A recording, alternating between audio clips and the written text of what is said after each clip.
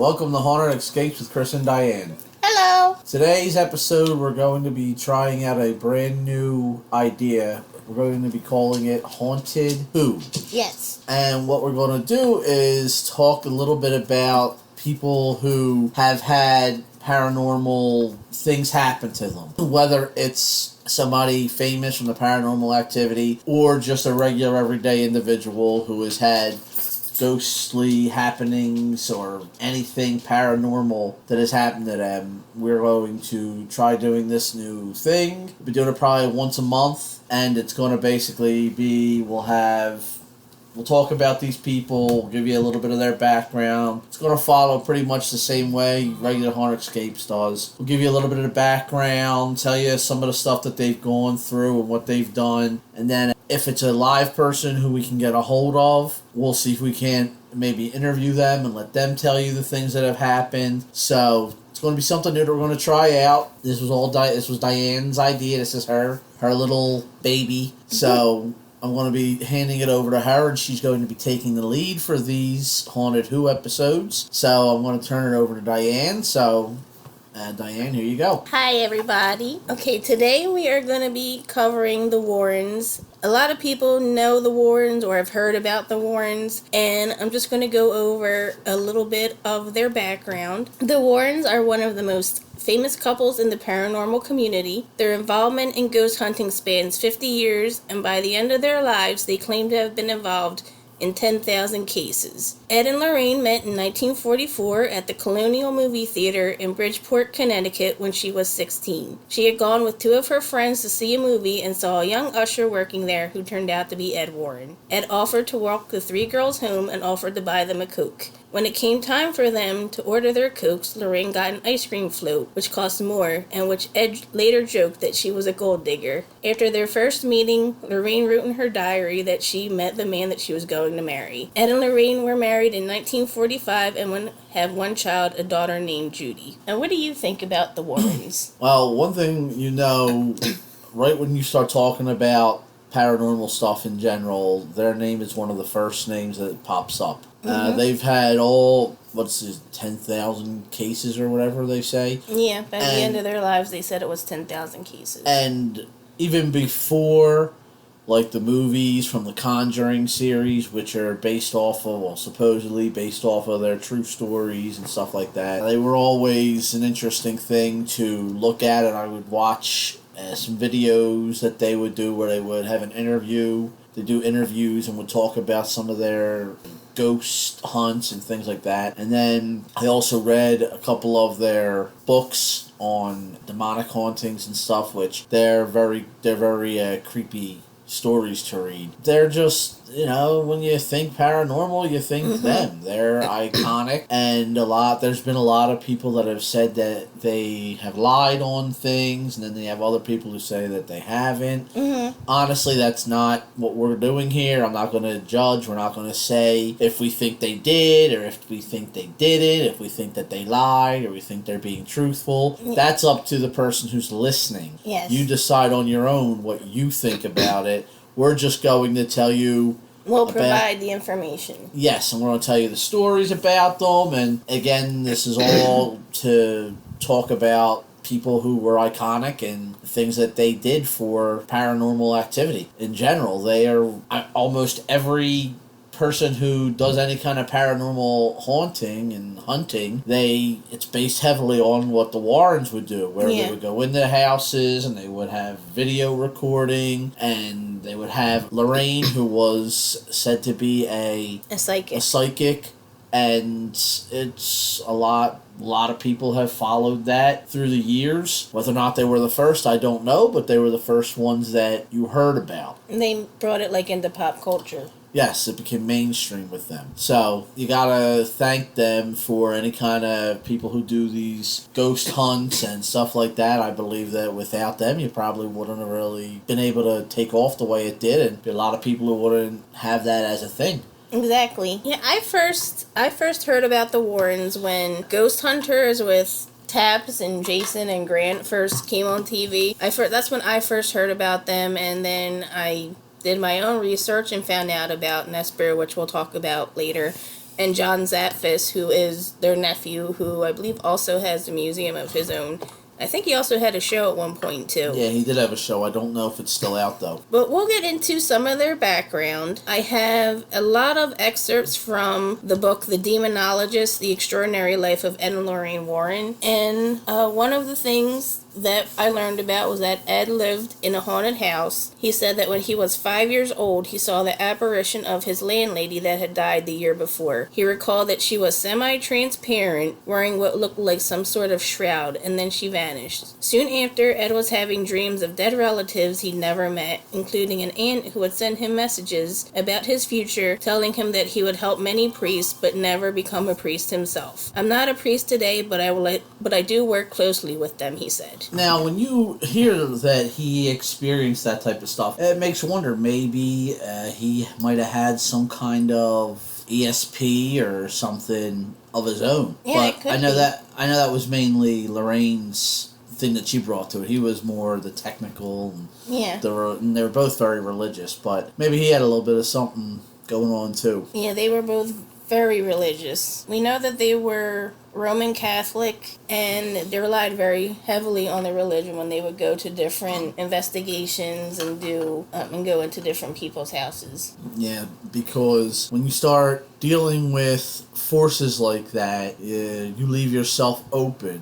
So having a strong faith is something that would be good to fall back on, because then you would know that at least, you're being protected, and it would give you the courage to continue with it. The second excerpt I have is that Lorraine doubted her abilities when she was a child. She thought that everyone else could do the same things. However, when she was 12, it was Arbor Day at her all-girls private school, and her classmates had just planted a sapling. Just as soon as they put the sapling in the ground, I saw it as a fully grown tree, filled with leaves blowing in the wind, she said. When a nun asked her why she was staring at the sky, Lorraine responded, I told her I was just looking up into the tree. Are you seeing the future? She asked me just as sternly. Yes, I admitted. I guess I am. Now, I went to a Catholic school, so I could not imagine telling your nun that you're seeing the future like that. I don't know if that would have gone over too well with the nun at the time. I didn't go to Catholic school, but I went to CCD when I was younger, and I remember even back then that they were very strict, no nonsense. I'm not sure how much has changed today, but I remember especially back then during the Warrens' time, they were really strict about stuff. Yeah,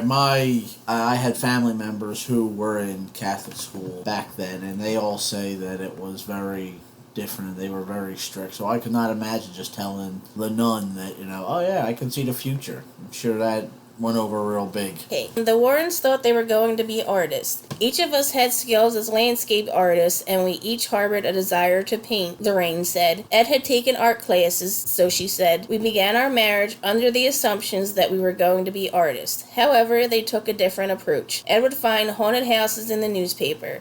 They'd go to the houses, sketch them, then knock on the door and offer the sketch for information about the haunting. If the story was compelling enough, they'd actually paint the house and sell that artwork later. They spent about 5 years going around the United States painting and investigating haunted houses. That's pretty cool. I would like to know what newspaper he was reading that was telling him what their haunted houses were. I know, right? I want that newspaper. They don't have that anymore. I would love that. We'd be able to really try to get some more information in for our podcasts. But that's pretty cool, the whole idea that they would go and they paint it. And that's a cool way in. Yeah. Look what I got. You tell me about the house. Mm-hmm. And they tell him, and then he would just paint it and then sell them. I mean, that's a cool little gimmick. Lorraine initially did not believe in ghosts despite having psychic abilities. Quote, in the beginning, I was more than a bit wary of the people with whom we spoke, she said. I thought they were kind of suffering from overactive imaginations or just making things up to get attention.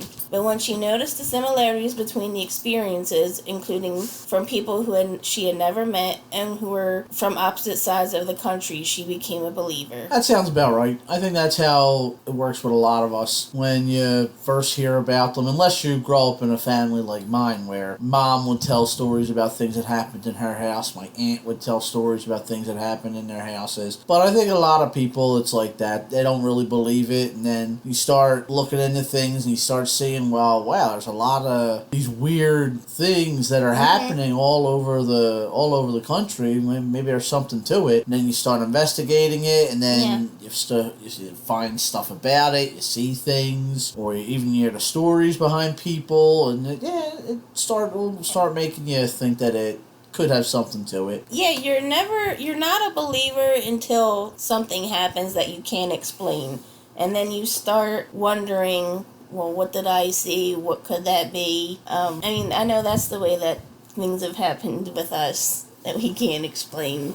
So the Warrens founded the New England Society for Psychic Research to document their cases, also known as NESPR, and they also created the Occult Museum, a space in their Monroe, Connecticut home, which adjoined Ed's office, to house haunted objects and the files and tapes from their investigations. Today, the NESPR is run by the Warrens' daughter Judy and son-in-law Tony Spera, and its website keeps a log of some of the cases the Warrens investigated. Now that's something that I would definitely like to go see. I'd very much like to go and see their occult room. I watched a bunch of videos about it, and there were quite a few where Ed Warren went around and he explained the different objects and the things that are there and the spirits that supposedly haunt them. And not just Annabelle. I mean, everybody talks about Annabelle, but there were so many different things, and there are so many really good stories tied into them that I would really like to check them out, and just to find out the stories behind them. Yeah. And what kind of things, where they found them, and all that. I think that would be really, really cool. Maybe one day. I don't know if the museum is open to the public anymore after, just for regular tours after Ed and Lorraine's passing. But I know I think there's YouTube videos still where whenever somebody was going into the museum, there would be a priest who would first bless the door and bless everybody. And they would tell you don't really look at anything, don't touch anything. Well, you can look, but they don't want you touching or interacting too much because the things are supposedly very haunted with demonic spirits and things, and you don't want to be messing with stuff and inviting it into your house. And then again, there are some people who don't believe in it and they might do it anyway, but personally I wouldn't run the chance. Exactly. I mean, I believe enough of it not to go into this museum. Chris, however, if given the opportunity, he would love to go in there, but I feel that I'm the kind of person with my luck that something would just attach to me that I'd bring home and would give me more bad luck than I already have. Wow. Yeah, you probably wouldn't want to go in there. But I definitely would like to. Plus, I'm scared of mannequins, and there's enough mannequins in there to keep me away. So, as the Warrens began taking on bigger and bigger cases, skepticism about the couple grew. To quiet critics, Lorraine agreed to be tested by Dr. Thelma Moss, an actress turned psychologist and parapsychologist, which is a researcher with an interest in the occult, working in a UCLA lab studying things like Kirlian photography. She found that Lorraine's clairvoyance was far above average, according to the book The Demonologist. That's pretty cool. So what are your thoughts on psychics in general? I mean, I don't really know. I mean, could it be? Absolutely. I know some people who have had some weird things, feelings, and stuff that's happened to them, which, upon testing what they believe has happened, they found out that there are weird, strange things that tie into it. So do I think that it could be? Yeah, sure. I mean, I believe that anything is possible out there. And that if you just shut your mind to the possibilities of it all, you're kind of shortchanging yourself, because to just see things black and white, I think makes the world very devoid of life and mystery, and there's always gray, and I've always been interested in finding more about the gray areas. That's a good way to put it. I believe that there are certain psychics that are legitimate and that can tune into certain things that we can't, and see things that we can't. There's a lot of psychics and mediums and medium psychics on ghost shows that make you wonder and question a little bit more whether or not things are legit. Yes, legit. But, like, and I'd have to say a lot of the reason you would probably feel that way is because when you watch those ghost shows and stuff and they talk about the psychics, you're just supposed to believe what the guy hosting the show tells you. Mm-hmm. Oh, so-and-so hasn't seen any of this. We haven't told them anything. Yeah, but anybody can I could say that. Yeah, well, I didn't tell him any of that, but secretly, beforehand, I could have sent you a whole paper where it told you the entire storyline. That's not being covered. You don't have a camera there watching him all the time. So what's to say they might have all the information, they go through it all, and then all of a sudden, now, okay, it's time to shoot the video. Mm-hmm. And now, they haven't seen anything, they haven't heard anything, and then they're nailing things that are right on. Yeah, that's true. I think that's a lot of the reason why a lot of people are skeptical with the whole psychic thing. Now, there are certain people who you can be in a place with them at that time, and they'll pick up on stuff. Mm-hmm. And they didn't know you were going to go there. Like if you were to go somewhere on the spur of the moment. Yeah. And all of a sudden the person will say that they have a feeling of this or a feeling of that. Something, and then you find out later that yes, that's true. So it's a very thin line, and you have to watch because there are a lot of people out there who are are trying to capitalize on it. Exactly. And the last excerpt from the demonologist book is that the Warrens never charged for their investigations.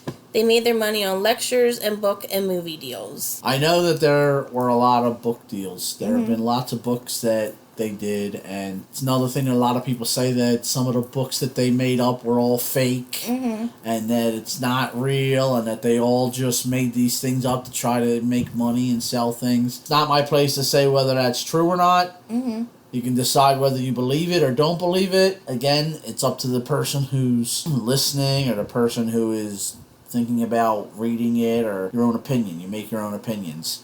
I would like to think that a lot of it is real because you always want to think that especially somebody who like that was such a big name in it. Yeah. You like to think that they were telling all legit things, but did they embellish? Were there embellishments on it? Were things probably because it's a business. Exactly, and that's what it comes down to. It's a business, and these people, anybody who does it, whether you're a YouTube person doing it or you have a show and you're doing it. You want to try to get views. You want to try to make some kind of a profit off of it. So it's one of those things where that's why I think there's so many skeptics out there, because everybody thinks that way. Well, they're just trying to make money. They're not trying to tell you about things. And there are probably many people out there that are like that, but then there are other ones who aren't. So you just have to kind of keep an open mind, watch it, read the stuff they do, and then decide whether or not you believe it. Yeah, that goes back to the experiences that we've had and we've talked about. We do have more experiences that we haven't talked about on our original podcast, Haunted Escapes with Chris and Diane. It's available wherever podcasts are available. All of our experiences, we can confidently say, have been true. Yes, I mean, they have been true, but there are going to be people who are going to be like I just said, yeah, sure they are, whatever these guys say. And you're totally up to you, make your own opinion. They happened, we tell the things that happened to us, and then we tell the ghost stories. That's all based on what people say have happened. It's up to you to decide whether or not you think it really did or didn't. I'm not going to fist feed you and tell you, yes, it did, you need to believe me. If you don't believe me, then you don't believe me. If you do believe me, that's great. Then that's great.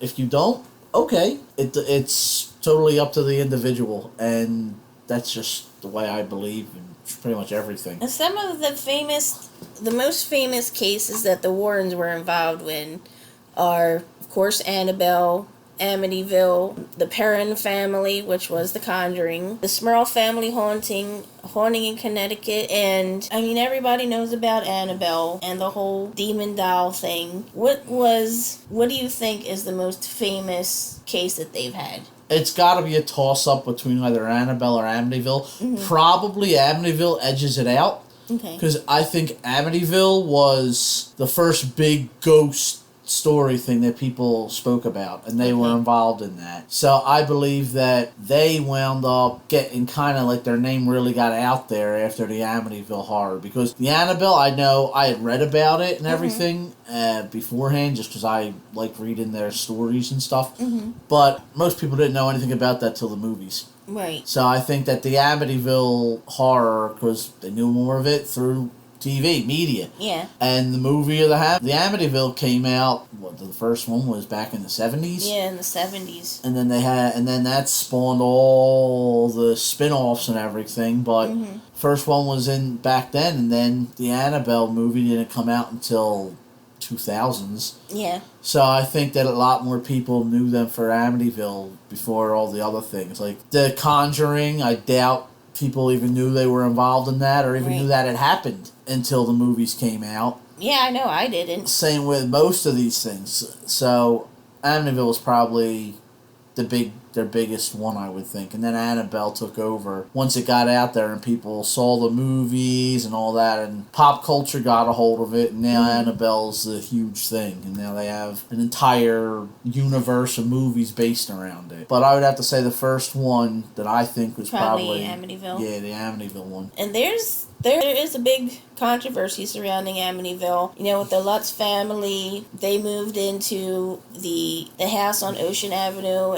after Ronnie DeFeo killed his entire family. The Warrens are saying that the reason why Ronnie DeFeo killed his whole family was because he was being influenced by a demon. Other people say no, that the reason he killed his family was because he did not get along with his father and he was on drugs. And there's also other people who say that one of the sisters were in on it, but something went wrong and he ended up killing her also. There's another controversy where they say that the Lutz family bought a house that they couldn't afford, and they sat around with their lawyer and over many bottles of wine came up with the whole Amityville horror story. Any one of those things could be possible. It's not my place to tell you what to believe. I mean, I wouldn't want to live there. The people who live there now say that they have no paranormal activity. Yeah, but are they saying that because they don't want all the hoopla, all the attention? Yes, they want to just be left alone. So I personally don't think I'd be buying that house if I could. Even if I had the money for it, I don't think I'd be doing it.